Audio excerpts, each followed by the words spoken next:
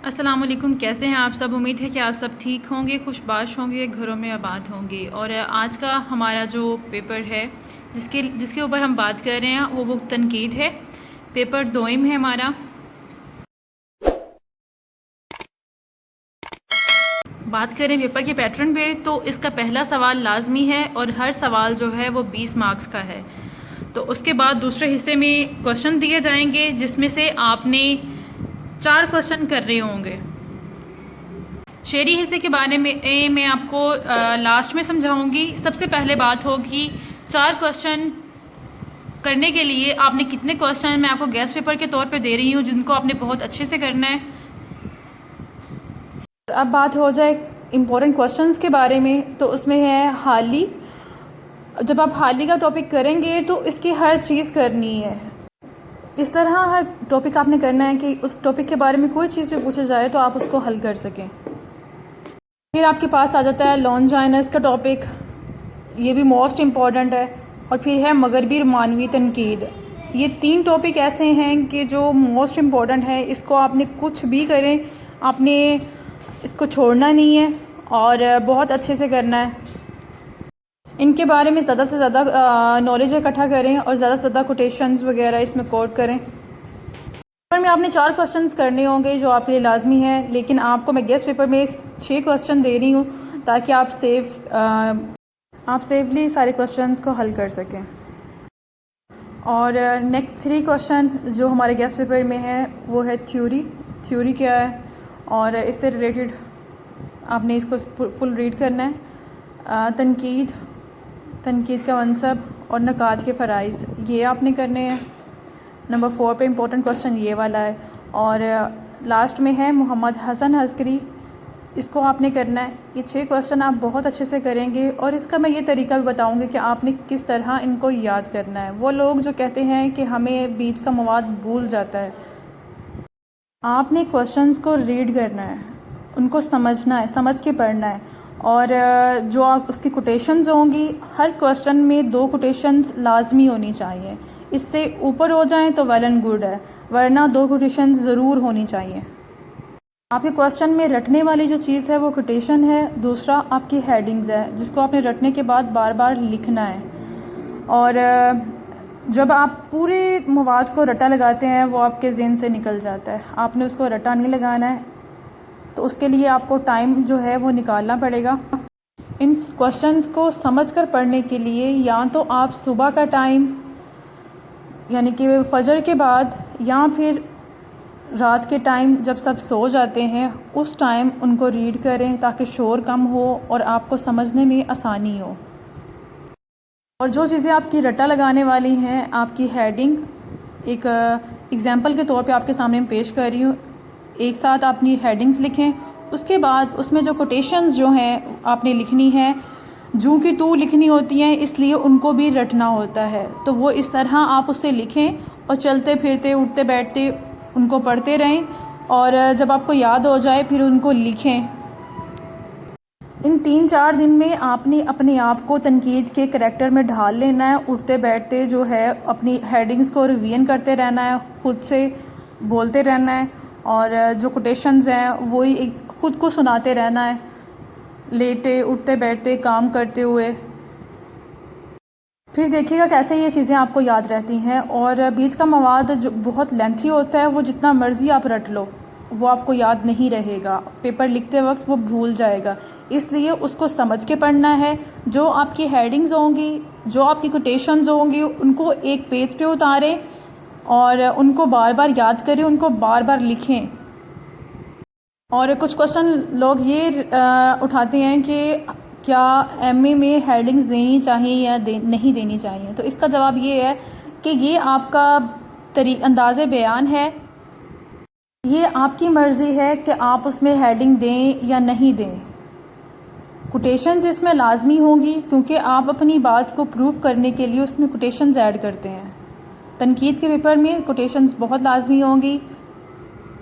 Heading की मदद से आपका पेपर खूबसूरत बनता है, देखने में अच्छा लगता है और एक फ़र्स्ट इम्प्रेशन ही पड़ जाता है कि हाँ इस बंदे को कितना आता है कितना नहीं आता है।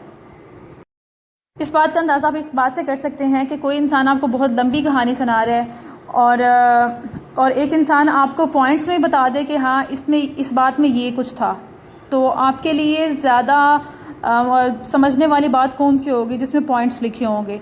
तो ये चीज़ एग्ज़ामिनर को बोर होने से बचाती है। आप जब पॉइंट्स में लिखते हैं तो वो उसको समझ आ जाती है इस पॉइंट में क्या किस चीज़ के बारे में आप बात कर रहे हैं, और ये चीज़ आपके बारे में उसको इम्प्रेसिव लगती है। अस्सलाम वालेकुम, कैसे हैं आप सब। उम्मीद है कि आप सब ठीक होंगे, खुशबाश होंगे, घरों में आबाद होंगे। इस दुआ और उम्मीद के साथ वीडियो का स्टार्ट करते हैं। और आपकी बहुत ज़्यादा रिक्वेस्ट थी कि असूल तनकीद पेपर में जो नज़म का हिस्सा आता है या नज़म की फ़िक्री और फ़नी तज्ज़िया करते हैं, तो वो बता दीजिए कहाँ से आता है और कैसे करना है।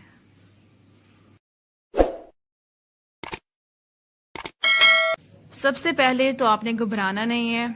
जब कोई भी आपको नज़म दी जाएगी उसका उन्वान जो है वो आपको ऑलरेडी बताया जाएगा, और उसके बारे में अगर आपको पता है कि वो नज़म किसकी है तो वो आप बताएंगे। उसके बाद उसकी तशरीह करेंगे। तशरीह करने के बाद उसके काफ़िया रदीफ के बारे में बताएं, जो उसके अज्जा होते हैं नज़म के, उनके बारे में बात करते हुए आपने बताना होगा कि वो नज़म की कौन सी किस्म है, नज़्म मारी है, नज़्म आज़ाद नज़म है, पाबंद नज़म है।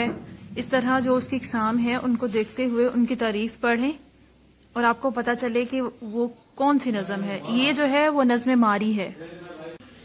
इसमें देखें रू पेश जो है नज़म मजीद अमजद का है, ठीक है, शाहकार है, और ये नज़्म मारी है। इसके हवाले से काफ़िया रदीफ के बारे में बताया जाएगा। नज़्म मारी वो है जिसमें पाबंदी नहीं होती है, और फिर इसकी तशरीह की गई है। आप इसको रीड कर लीजिएगा और मैं आपको ये बताती हूँ कि आपको कहाँ कहाँ से ये चीज़ें आ सकती हैं। वो आपकी बुक तनकीद में आपको बुक 1 जो है बुक जदीद अदब, उसको देखना होगा। उसमें कुछ जो शायर हैं उनकी नज़मों के अनवान ऑलरेडी दिए हुए हैं। अल्लाह, घर वालों को तो बंदा चुप करवा दे, अब इनका क्या करे जो बारी गली में आ जाते हैं। अब देखिए सारी नज़मों के नाम लिखे हुए हैं और वो किसकी है वो लिखा हुआ है साथ में। यहाँ पे पेशरू किसकी आई है, मजीद अमजद की, और 2-3 दफ़ा यहाँ से आई हैं इस हिस्से से, और कुछ दफ़ा ऐसा भी हुआ है कि पता ही नहीं है कि किसकी नज़म उठा के दे दी गई है। तो आपने जब तनकीद का पेपर देने जाना है तो आपने इन चीज़ों को ज़रूर देख लेना है, इनको रीड कर लेना है। ये हिस्सा है मुंतखब मंजूमात। इसमें शुरू में बता दिया जाएगा कि ये जंजीर नज़म है। ये आपको याद होना चाहिए कि कौन से राइटर की है। अगर आपको नहीं भी याद रहता तो आपके 2 मार्क्स कट जाएंगे, और बाकी जो चीज़ें हैं उसका आपने फ़िक्री और फ़नी महासन वगैरह के बारे में बहस करनी है, फिर उसकी तशरीह करनी है। तशरीह के साथ आप उसमें ये बता दें काफ़िया रदीफ है या नहीं है, और नज़म की कौन सी किस्म है। इन चीज़ों पे बात होगी। और अगर आपको नहीं पता होगा राइटर का नाम, तो आप उसको ये नहीं कि आप उसको हाथ ही नहीं लगाएं, वो आपका क्वेश्चन ज़रूरी है और आपने उसको हल करना है। जिस तरह ये नज़म है समुंदर का बुलावा, और ये मीरा जी की है, और इसी के आगे उन्होंने क्या दिया हुआ है, तनकीदी जायजा दिया हुआ है। इसी में से आपका क्वेश्चन आएगा। ये है बुक 1 का हिस्सा, लेकिन ये बुक 2 में पूछा जाएगा आपसे, तो आपने इसको रीड करके जाना है ताकि आपको लिखना आ जाए, और ये चीजें रट लें कि कौन से नज़म किस राइटर की है। और ये आपका पेपर है बुक तनकीद का 2019 का, और इसमें इन्होंने जो नज़म पूछी गई है वो आपके सिलेबस में तो नहीं है, और पर ये है फैज़ अहमद फैज़ की गज़ल, यहाँ से शहर को देखो। तो पास पेपर्स को देखते हुए 50-50 कह सकते हैं। हो सकता है आपके सिलेबस में से आ जाए, हो सकता है कहीं और से आ जाए। तो एटलीस्ट आप अपने जो सिलेबस की चीज़ें हैं वो आप पढ़ लीजिएगा। सबसे पहले तो आपके सामने इस तरह एक पेश की जाएगी नज़म। ये पेशरू 2018 में आई है। पतझड़ की उदास सल्तनत में एक शाख बरहना तन पे तन्हा, बेबर्ग मसाफतों में हैरान, कुछ ज़ोद शगुफ्त शोख कलियाँ जो एक सरवर सरकशी में ऐलाने बहार से भी पहले अंजामे ख़ज़ां पर हंसी पड़ी हैं, तकदीरे चमन बनी खड़ी हैं। ये करने से पहले आप अशार को 2-3 दफ़ा पढ़ें ताकि आपको समझ आ जाए उसमें क्या बात हो रही है। इस यख कदा यकीन गम में देखो ये शगुफ्ता दिल शगुफ़े माहौल ना कायनात इनकी। मुश्किल वर्ड लगे हैं उनको ज़रूर सर्च करें और उनको देखें उनके मीनिंग क्या है। और एक नाज़ नमू हयात इनकी, उम्र इनकी बस एक पल है लेकिन आएंगे इन्हीं की राख से कल, माथे पे हसीन तिलक लगाए, फूलों भरी सुबह नौ की साए। सबसे पहले जैसा कि आप जानते हैं कि ये मजीद अमजद की नज़म है पेशरू, और ये मजीद अमजद की आज़ाद नज़म है। आज़ाद नज़म किसे कहते हैं वो भी हम देखते हैं। आज़ाद नज़म को इंग्लिश में फ्री ऑफ वर्ड्स कहा जाता है और इसकी पहचान ये होती है कि इसमें काफ़ी और रदीफ़ की कोई पाबंदी नहीं होती है। दूसरा, आज़ाद नज़म में ख़याल को और बहुत ज़्यादा अहमियत हासिल होती है। सुर लय और वज़न से के बग़ैर इसको लिखा जाता है। छोटे बड़े मिसरे इसके हो सकते हैं। और आज़ाद नज़म की भी 2 किस्में हैं, उनके बारे में बहस नहीं करते अभी। देखते हैं फैज़ अहमद फैज़ की गज़ल है, तुम मेरे पास रहो, तुम मेरे पास रहो मेरे कातिल मेरे दिलदार मेरे पास रहो। जिस घड़ी रात चले आसमानों का लहू पी के सया रात चले। आपके सामने ये गज़ल पेश करने का मकसद ये है कि इसमें देखें 2-2 लाइंस के जो रतीफ़ हैं वो मिल रहे हैं, जो लाइंस है वो छोटी बड़ी हो रही हैं। तो जो हम अभी गज़ल हमने पढ़ी है उसमें भी ऐसे ही है, 2-2 वर्ड्स जो हैं वो उनके लास्ट वाले मिल रहे हैं या एक वर्ड मिल रहा है। तो ये कौन सी है? आज़ाद नज़म है, ताकि आपको कोई और नज़म भी आए तो आप अंदाज़ा कर सकें कि यह अंदाज़ नज़म का क्या पहचान है। अभी हम वापस अपने नज़म की तरफ आते हैं और इसमें इसके पहले अशार में शायर ये कहता है कि हर तरफ मौसम ख़ज़ां है और हर तरफ वीरानी और उदासी ने डेरे जमा रखे हैं। दरख्त जो हैं वो पत्तों से महरूम हो चुके हैं, बरहना दिखाई देते हैं, यानी कि बग़ैर लिबास के दिखाई दे रहे हैं, और पौधों पर जो फूल हैं वो बादे समूद की नज़र हो गए हैं। लेकिन अब भी एक कली जो है वो बरहना शाख पे मुस्कुरा रही है और वो खुशी की नवीद बनकर मौसम ख़ज़ां की तबाही पर हंस रही है। और उस कली ने मौसमों से बगावत कर दी है। शायर अपनी कारी को ये मशवरा दे रहा है कि इन्हीं लोगों को ज़िंदा रहने का हक है जो मुखालिफ माहौल में भी अपने आप को ज़िंदा रखें, यानी माहौल पर गालिब आ जाएं। इन शॉर्ट ये देखें, इसमें तशरीह की गई है शायर का जो मकसद है या जिस वजह से वो एग्जाम्पल दे रहा है या वो एक नज़म बांध रहा है, उसका मकसद क्या है उसको वाज़िया कर देना है आपने। जिस तरह मैंने आपको बताया है कि ये आज़ाद नज़म है, मजीद अमजद की है, और आज़ाद नज़म की क्या पहचान होती है ये वहाँ पे आप लिखें। उसमें काफ़ी रदीफ़ की कोई पाबंदी नहीं होती है, लाइन छोटी बड़ी हो सकती हैं, ये सब चीज़ें लिख दें और एक एक पैरे में उन्हीं पैरों की तशरीह कर दें, आसान लफ्ज़ों में बयान कर दें कि शायर इसमें क्या मकसद लेता है। दूसरे बंद में शायर कहता है कि ख़ज़ां के मौसम में भी कलियाँ खिल रही हैं, गोया ये माहौल यह कदा यानी कि बहुत ठंडा माहौल है, लेकिन फिर भी कलियों ने खिलने का जो अज़म है उनका वैसे का वैसे, और वह फिर भी माहौल और फितरत की हमायत नहीं कर रही हैं, बल्कि वो अपना आप कायम रखे हुए हैं। तो इसी तरह शायर कहता है कि गम और परेशानी में भी खुश रहना बहादुरी की निशानी है। फिर आखिरी बंद में शायर कहता है कि इन कलियों की उम्र सिर्फ एक लम्हे की है, एक आन में इनकी जो हस्ती है उसके पुर्जे उड़ जाएंगे। बादे समूद यानी कि मौसमों की हवा जो है अपने जादुए नीज से इनको राख बना देगी, लेकिन याद रहे कि इन्हीं की राख से कल जन्म लेगा।